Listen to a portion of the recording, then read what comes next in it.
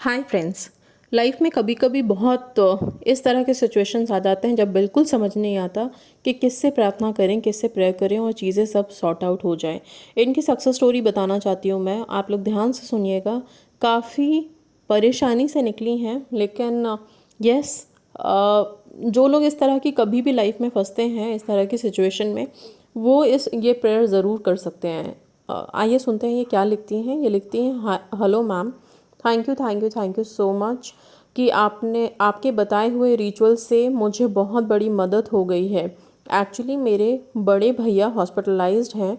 उन्हें 2 दिन पहले अचानक से बॉडी पे उल्टा सूजन आने से, मतलब उनके नीचे से ब्रेन तक सूजन आने से अचानक वो बहुत अलग बिहेवियर करने लगे। 2 दिन से कुछ खा पी नहीं रहे थे, किसी को पहचान भी नहीं रहे थे।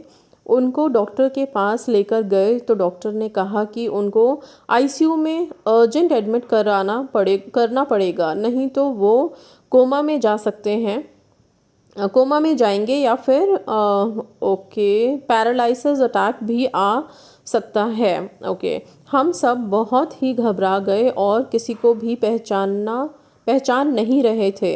मैं जब उनसे मिलने गई आईसीयू में तो मैंने उन्हें दादा कह के पुकारा तो उन्होंने आंखें खोल के मेरी तरफ देखा और बहुत रोने लगे।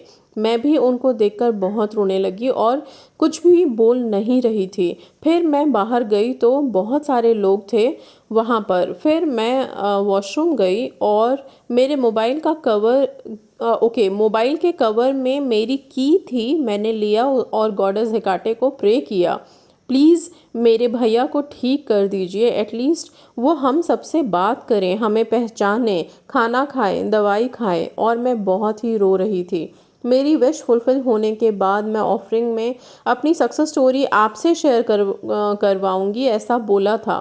फिर मैं बाहर गई और मैम सिर्फ आधे घंटे के अंदर ही मिरेकल हो गया। जो आदमी 2 दिन से पानी भी नहीं पी रहा था, किसी से बात नहीं कर रहा था, किसी को पहचान भी नहीं रहा था, वो डॉक्टर से और मेरी बड़ी दीदी से बोलने लगा कि मुझे यहाँ से बाहर लेके जाओ। उसके पेट में और नाक में जो पाइप्स डले थे वो निकालने के लिए बोल रहा था। डियर गॉडेस हिकाटे ने मेरी विश पूरी कर दी। Thank you so much goddess Hecate. I love you and thank you so much universe and thank you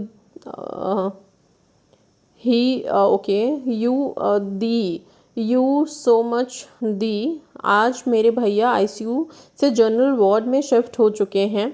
खुद से कह रहे हैं सब पाइप्स वगैरह निकाल दीजिएगा। निकाल दिए गए हैं। Thank you so much. ओह, भगवान करे कि आपके भैया जल्दी पहले तो ठीक हो जाएं और वापस घर आएं। गॉडेस हिकाटे का बहुत बहुत शुक्रिया कि उन्होंने आपके भैया को ठीक किया या आपकी प्रेयर सुनी, विनती सुनी।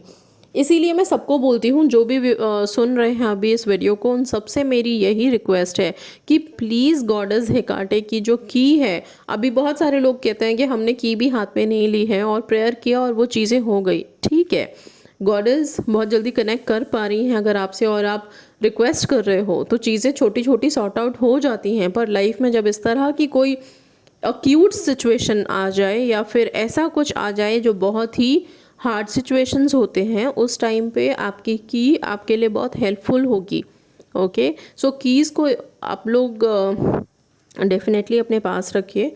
और कितनी भी बड़ी से बड़ी सिचुएशंस हो, गॉडेस हेकाटे से सिर्फ रिक्वेस्ट कीजिए, प्रेयर कीजिए। सी व्हाट हैपन्स, जब आप की रखते हो या उनकी कोई निशानी अपने पास रखते हो, किसी की भी, तो हम उनसे कनेक्टेड रहते हैं हमेशा। ठीक है, फिर हमें ये सोचना नहीं पड़ता कि हम इतनी बार प्रेयर की, रिक्वेस्ट की, उन्होंने नहीं सुना। ठीक है, हाँ, फिर भी ये होता है कि एनर्जीज़ के ऊपर डिपेंड होता है कि वो आपसे कनेक्ट करना चाहती हैं कि नहीं चाहती हैं। लेकिन जिन लोगों के साथ कनेक्शन बिल्ड हो जाता है और जब हम उनके प्रेयर्स करते हैं, उनके कीज़ रखते हैं, तो फिर हम कभी भी लाइफ में कहीं भी इस तरह से स्टक होते हैं तो उनका नाम लेते ही चीज़ें अपने आप ठीक हो जाती हैं। ब्लॉकेजेस हटते हैं। कोई नेगेटिव एनर्जी की वजह से अगर इस तरह का कुछ भी हो रहा है, वो सब रिमूव होता है। ओके, एंड यस, विशेस तो मैनिफेस्ट होती ही होती हैं। सो ये एक बहन की सक्सेस स्टोरी अपने भाई के लिए। तो that's all guys, thank you so much and God bless you all.